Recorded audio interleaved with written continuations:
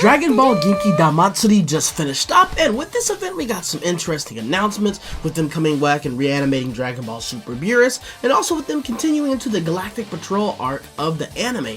But also we have the announcement of a new game, Dragon Ball Age Sin, or Age 1000. And with the release of this trailer, we have some people that are thinking that this is the successor to Xenoverse 2, with this being Xenoverse 3, and they're just waiting to release the actual title, while some people also think this is actually the follow-up to Dragon Ball Online because it is set in the same age of Dragon Ball Online.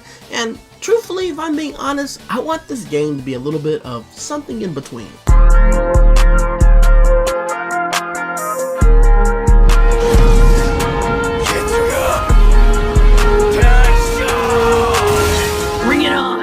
Suzuki, you want to see what true resolve is? I'll show you.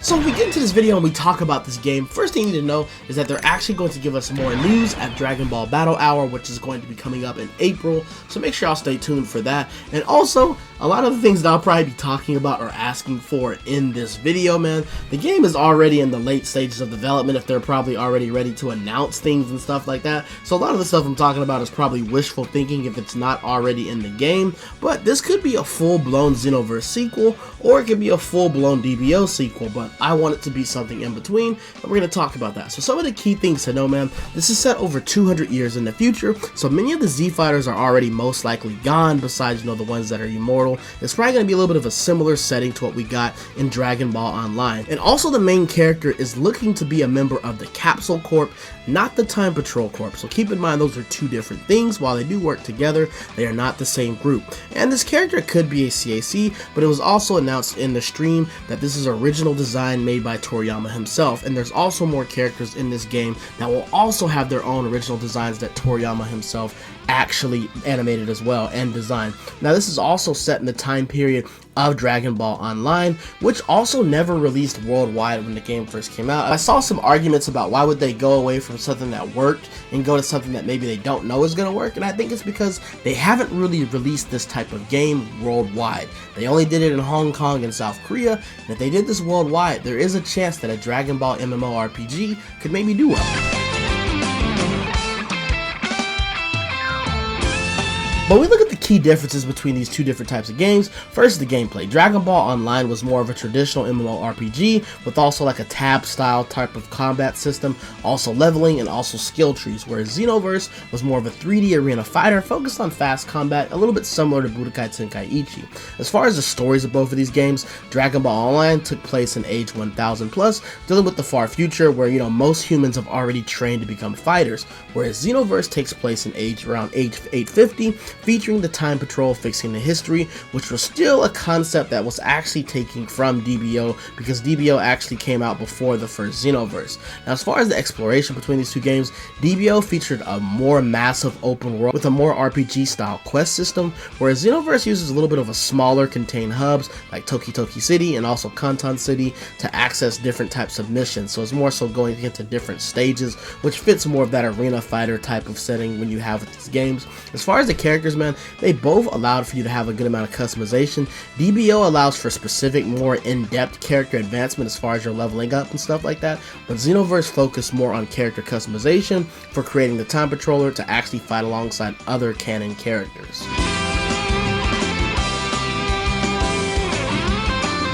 So my hope for what I want this game to be, when I say I want it to be a blend, as far as the gameplay, man, I think they should take the character progression aspects of DBO Online and the RPG elements, but also keep it balanced for the online. And we've seen this be done before with games that have an RPG and also PvP, so I think online abilities should all have the same strength scaling wise, but there are also unique cosmetics that should be found in the world from exploring, or also just buying these things from shops and collecting money. So you can make some unique abilities have to be grinded for other than just purchasing them, maybe just defeating a certain boss or clearing a certain quest in the open world if this game has an open world, and also lock certain abilities to certain classes, but of course still have basic moves that all characters can use. But I would really like a really good class system depending on what race you choose, since we know we'll probably have Majin, Saiyans, and different things like that, Namekians. I think this would be a pretty cool thing that some abilities are unique to certain type of classes.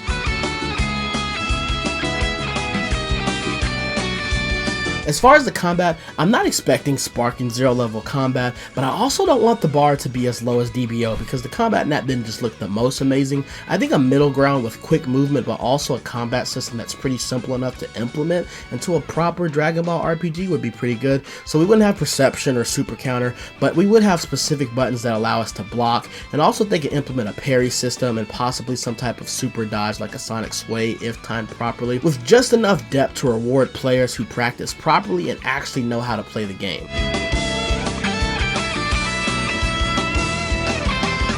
As far as the game modes, man, I think we could have the quest or just the exploration mode, and we'd have two different types of quests. And I think this would satisfy the Xenoverse and the DBO crowd. I think we'd have time patrol quests, or the capsule quest, set in a smaller arena style battle, a little bit similar to Xenoverse, where you maybe could do the old boss battles, the co-op boss raids, and also just some open world type battles that you can do with your friends. And then we'd have the world quests, which allow you to run into exploring the world, communicating with NPCs, and maybe advancing through the story, maybe random bosses, camp raids, or maybe just helping NPCs. I think for both of these game modes, there'd be something a little bit like a world level, which goes off of how far you've progressed in the story or leveled up your characters with certain items. And I think for both of these game modes, the time patrol quest and also the world quest, they would have it where your world level matters.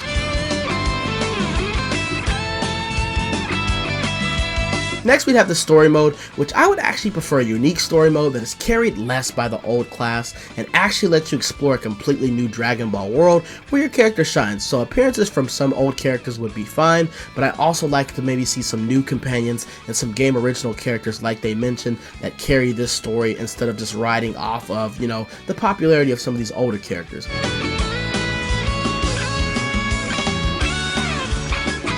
Of course, we would also have an online mode, which would have online ranked, online casual, co-op quests, and also co-op exploration. The online ranked and online casual, I think this is the thing that's not going to be connected to your world level that comes from, playing the missions and stuff. This would solely just be from a skill level. Whatever moves you have, they're all scaled to where it's going the same for everybody regardless of, how long you've been playing the game. If you have a Kamehameha, it's going to do the same damage no matter who's using it, unless you have certain types of buffs like Kaioken, or if you're going into something that makes these moves stronger.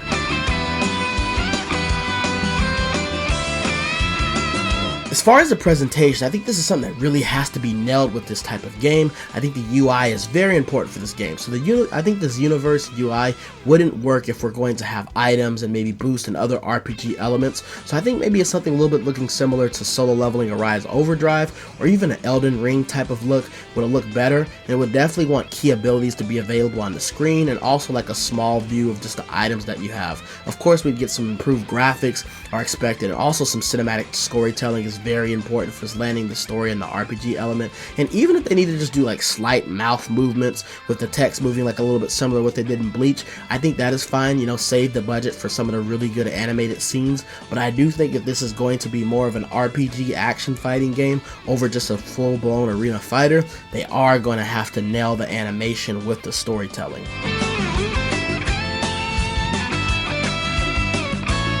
But for some final thoughts on the game, man, we will find out more at Dragon Ball Battle Hour. We'll figure out if this is more Xenoverse or if this is more DBO Online.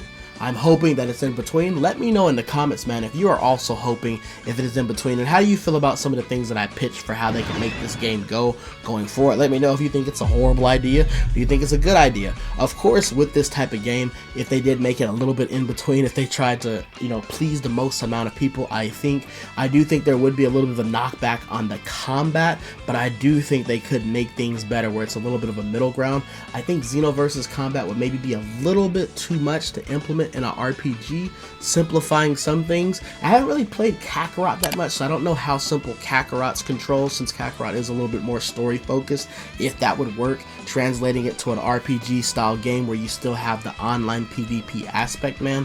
I know people want that online PvP and also the snappy and fast movement, and I do think from seeing the Dragon Ball Online how that gameplay looks, that doesn't look snappy enough to keep some people in it. Of course, that was also so many years ago, so we know that this game has been worked on for a while. They've put a lot of love and effort into this game, and I'm just excited to see what it's going to be, and just excited to have a different game in general.